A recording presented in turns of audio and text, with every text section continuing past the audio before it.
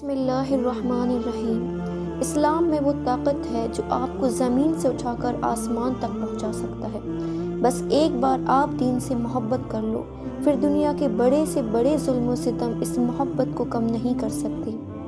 حضور صلی اللہ علیہ وسلم پر 1400 سالوں سے لوگ مسلسل ایمان لا رہے ہیں۔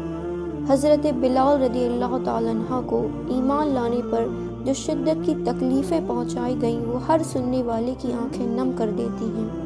امیہ بن خلف جو مسلمانوں کا بدترین دشمن تھا اور جس کے آپ غلام تھے، آپ کو سخت گرمی میں دوپہر کے وقت تپتی ہوئی ریت پر سیدھا لٹا دیتا تھا اور سینے پر پتھر کی بڑی چٹان رکھ دیتا تھا تاکہ آپ ہل نہ سکیں، اور کہتا تھا یا اسی حال میں مر جاؤ یا زندگی چاہتے ہو تو اسلام چھوڑ دو۔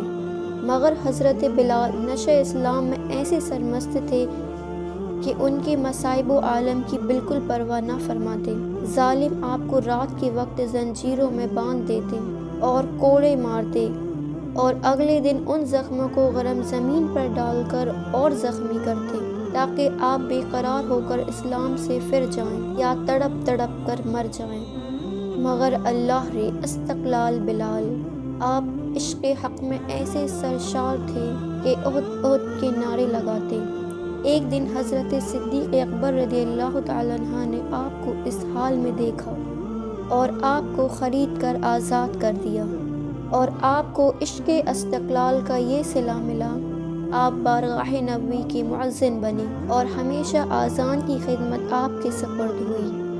آپ رسول اللہ صلی اللہ علیہ وسلم سے بے انتہا محبت کرتے تھے، اور رسول اللہ صلی اللہ علیہ وسلم کے پردہ کرنے کے بعد آپ کا جو حال تھا وہ بھی آنکھیں نم کر دینے والا۔ جب رسول اللہ صلی اللہ علیہ وسلم کا وصال ہو گیا تو آپ مدینے کی گلیوں میں یہ کہتے پھرتے تھے کہ لوگو، تم نے کہیں رسول اللہ کو دیکھا ہے تو مجھے بھی دکھا دو یا مجھے آپ کا پتہ بتا دو۔ پھر آپ اسی غم ہجر میں مدینہ چھوڑ کر ملک شام کی طرف چلے گئے۔ 1 سال کے بعد آپ نے حضور صلی اللہ علیہ وسلم کو خواب میں دیکھا۔ حضور نے آپ سے فرمایا، اے بلال، تم نے ہم سے ملنا کیوں چھوڑ دیا؟ کیا تمہارا دل ہم سے ملنے کو نہیں چاہتا؟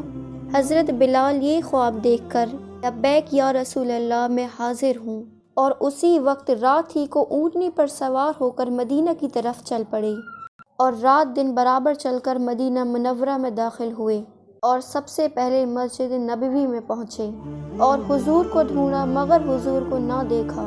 پھر حجروں میں تلاش کیا، جب وہاں بھی نہ ملے تب مزار انور پر حاضر ہوئے اور رو کر عرض کیا، یا رسول اللہ، اس غلام کو بلا تو لیا زیارت کے لیے اور آپ خود پردے میں چھپ گئے۔ یہ کہہ کر آپ بے ہوش ہو کر قبر انور کے پاس گر گئے۔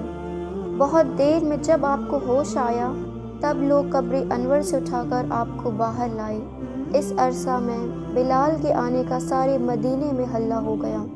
آج رسول اللہ صلی اللہ علیہ وسلم کے مؤذن بلال آئے ہیں۔ سب نے مل کر بلال سے درخواست کی کہ اللہ کے لیے ایک دفعہ وہ اذان سنا دو جو رسول اللہ صلی اللہ علیہ وسلم کو سناتے تھے۔ بلال فرمانے لگے، دوستو، یہ بات میری طاقت سے باہر ہے، کیونکہ جب میں حضور کو اس دنیاوی زندگی میں اذان کہتا تھا تو جس وقت اشہد ان محمد رسول اللہ کہتا تھا، رسول اللہ کو سامنے آنکھوں سے دیکھ لیتا تھا۔ اب بتاؤ کہ کیسے دیکھوں گا؟ مجھے اس خدمت سے معاف رکھو۔ ہر چند لوگوں نے اصرار کیا مگر حضرت بلال نے انکار ہی کیا۔ بعض صحابہ کی یہ رائے ہوئی کہ بلال کسی کا کہنا نہ مانیں گے۔ تم کسی کو بھیج کر حضرت حسن و حسین رضی اللہ عنہما کو بلا لو، اگر وہ آ کر بلال سے اذان کی فرمائش کریں گے تو بلال ضرور مان جائیں گے، کیونکہ حضور کے اہل بیت سے بلال کو عشق ہے۔ یہ سن کر ایک صحابہ جا کر حضرت حسن و حسین کو بلا لائے۔ حضرت حسین رضی اللہ تعالی عنہ نے آ کر حضرت بلال کا ہاتھ پکڑ کر فرمایا، اے بلال، آج ہمیں بھی وہی اذان سنا دو جو ہمارے نانا جان کو سنایا کرتے تھے۔ حضرت بلال نے امام حسین کو گود میں اٹھا کر کہا، تم میرے محبوب کے کلیجے کے ٹکڑے ہو، نبی کے باغ کے پھول ہو، جو کچھ تم کہو گے منظور کروں گا۔ اے حسین مجھے لے چلو، جہاں کہو گے آذان کہوں گا۔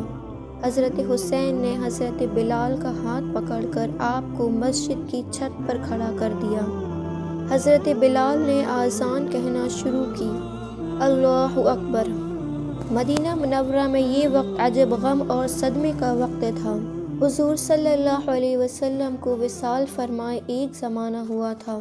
آج مہینوں کے بعد آذان بلال کی آواز سن کر حضور کی دنیاوی حیات مبارک کا سماں بندھ گیا۔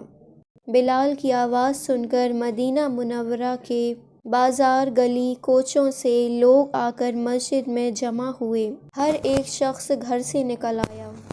پردہ والی عورتیں پردہ میں باہر آ گئیں، اپنے بچوں کو ساتھ لائیں۔ جس وقت بلال نے اشہد ان محمد رسول اللہ منہ سے نکالا، ہزار ہاں چیخیں ایک دم نکلیں۔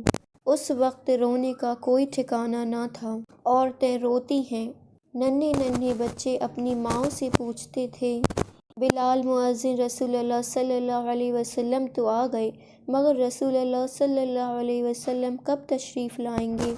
جب بلال نے اشہد ان محمد رسول اللہ منہ سے نکالا اور حضور کو آنکھوں سے نہ دیکھا تو حضور کے غم میں بے ہوش ہو کر گر گئے، اور بہت دیر کے بعد ہوش میں آ کر اٹھے اور روتے ہوئے ملک شام کی طرف واپس چلے گئے۔